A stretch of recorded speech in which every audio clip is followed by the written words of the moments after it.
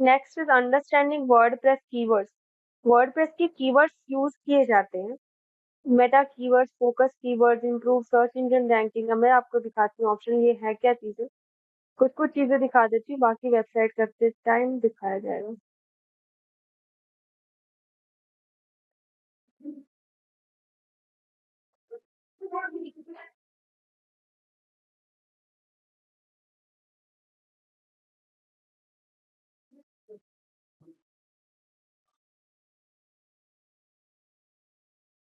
Suppose मैं कोई यहाँ पर पेज बना रही हूँ, वर्डप्रेस का प्लेटफॉर्म है जहाँ पर आपको अपनी वेबसाइट बिल्डअप करनी होगी। जब आपको मैं डोमेन और होस्टिंग प्रोवाइड कर दूंगी, सपोज ये वेबसाइट है, ठीक है। इस वेबसाइट का मैंने एक पेज बनाया है, ये देख लो नीचे option Yoast SEO premium, focus key phrases, उसके बाद इसका प्रीव्यू कहाँ पर आएगा, उसके बाद एसईओ टाइटल, उसके बाद आपको स्लग शो करना है, फिर आपका मेटा डिस्क्रिप्शन। तो ये सारी चीजें हैं क्या, इनकी मदद से आपकी वेबसाइट ऊपर शो होगी। ये देख लो इस तरीके का शो होगा। नाम दिखा रहा है डिजिटल पैरामाउंट, उसके बाद आपका दिखा रहा है कि डिजिटल पैरामाउंट की साइट कौन सी है, this one is the site. फिर उसके बाद एरो लगा के यहाँ पर अगर अब अगर मैं किसी और पेज में जाती हूँ डिजिटल पैरामाउंट डॉट इन, तो वो पेज यहाँ पर शो होगा।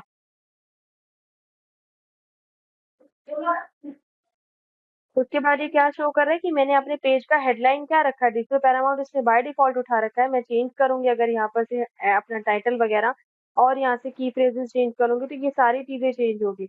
नीचे जो ये प्लीज प्रोवाइड है मेटा डिस्क्रिप्शन, जो यहाँ आप लिखोगे, यहाँ पर कोई भी चीज लिखोगे वो मेटा डिस्क्रिप्शन में शो करेगा। स्लग देखो, अब ध्यान से देखना है, ये आप रिव्यू के अंदर स्लग कहाँ पर मेंशन हो रहा है। स्लग वेबसाइट के जस्ट नेक्स्ट पास शो कर रहा है कि इस वेबसाइट के अंदर इस पेज के ऊपर आप हो।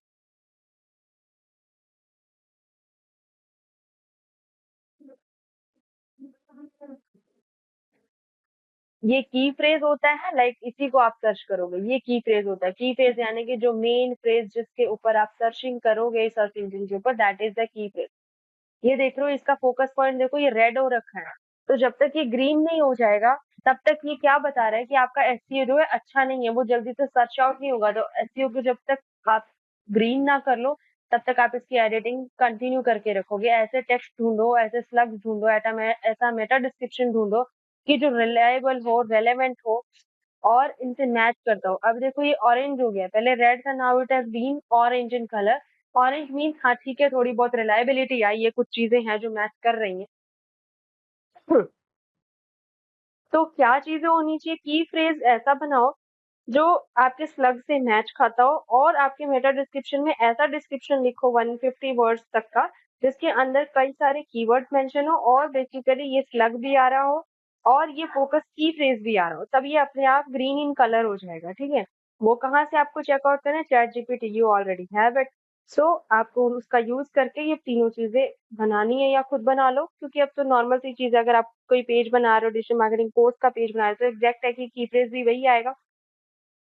उसके बाद आपने उसके बारे में क्या लिखना है मेटा डिस्क्रिप्शन, तो आप बताओगे कि भाई डिजिटल मार्केटिंग का कोर्स पेज है जिसके अंदर हमने कोर्सेज की डिटेल और उसके फीस स्ट्रक्चर्स इन्वॉल्व कर रखे हैं। तो ऐसी कुछ 150 वर्ड्स की लाइनिंग आपको याद लिखनी होगी। ये कुछ टाइम में फिर ये ग्रीन हो जाएगा, ठीक है। कभी कभी ये सडनली ग्रीन नहीं होता, थोड़ी देर बाद ग्रीन हो जाता है। ये स्कीमाज आप अपलोड कर सकते हो। आपको मैंने स्कीमा तो आई गेस नहीं बताया, बट मैं स्कीमा आपको बताऊंगी।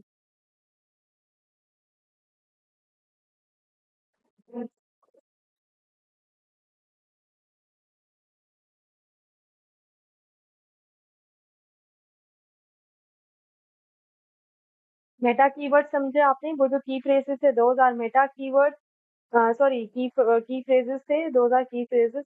मेटा कीवर्ड्स कौन से होंगे जिससे आप सर्च इंजन के ऊपर इंडेक्स हो जाओगे। लाइक अगर मैं गूगल पे जाकर सर्च करती हूँ डिजिटल पैरामाउंट, तो that is my Meta keyword, ठीक है। फोकस कीवर्ड कौन से होगा, अब ये है फोकस कीवर्ड जो अभी आपने यूज किया, Meta phrase, this one is the focus keyword, ठीक है। सो इनको आप एसईओ पर्पस की वजह से यूज कर रहे हो। एक तो चीज है सर्च इंजन पे सर्च करना है, वो भी एज एसईओ काम करेगा, बट जो फोकस कीवर्ड है वो ये रहेगा। उसके बाद आप सर्च इंजन की रैंकिंग इंप्रूव कर सकते हो। हाउ, को आप इसके ऊपर अपनी ऑप्टिमाइजेशन करोगे, एसईओ करोगे, तो ये चीजें भी आराम से जाएंगी। Helps in content optimisation, content को ऑप्टिमाइज कर सकते हो यहाँ पर। वर्डप्रेस के प्लगइन्स को यूज कर सकते हो। प्लगइन्स कौन से हैं वो भी देखो। यहाँ पर आपको लेफ्ट साइड दिख रहा होगा Elementor, elements kit, WP forms, ठीक है, ये एस्ट्रा और गूगल साइट किट, ये सारे के सारे प्लगइन्स है, ये पहले नहीं मिलेंगे आपको। जब मैं आपको नया डोमेन दूंगी तो उनके अंदर ये पांचों चीजें इंस्टॉल्ड नहीं होंगी, ये आपको इंस्टॉल करनी होगी। फिर ये वर्डस्निपेट्स के कुछ कोड्स आते हैं, ये सारी चीजें आपको प्रैक्टिकली दिखा दी जाएगी। डेफिनेशन, प्लगइन्स की डेफिनेशन क्या है, दैट वर्डप्रेस की वेबसाइट को एनहांस करने के लिए जो टूल्स यूज किए जाते हैं, those are known as plugins. Plugins कितने टाइप के होते हैं, एसईओ टाइप के होते हैं, सिक्योरिटी टाइप के होते हैं, परफॉर्मेंस टाइप के होते हैं, और भी बहुत सारे होते हैं। एसईओ के प्लगइन्स के अंदर कौन सा सबसे इंपॉर्टेंट है, that is the Yoast SEO, जो अभी आपको एक्टिवेट करके दिख रहा है, ये है योस्ट एसईओ का प्लगइन। उसकी वजह से ये चीजें शो हो रही है कि मैम आपको ये चीजें ठीक करनी है। इसका आप प्रो वर्जन भी ले सकते हो और भी ज्यादा एनहांस वेबसाइट बना सकते हो जो वेबसाइट के पर तुरंत रैंक करेगी। फिर आता है सिक्योरिटी प्लगइन्स। सिक्योरिटी प्लगइन्स जो आपको cyber bullying, cyber attack, cyber threats, इन सब चीजों से बचाएगी। परफॉर्मेंस प्लगइन्स हो जाएंगे जो आपका, जैसे डब्ल्यूपी सुपर कैशे।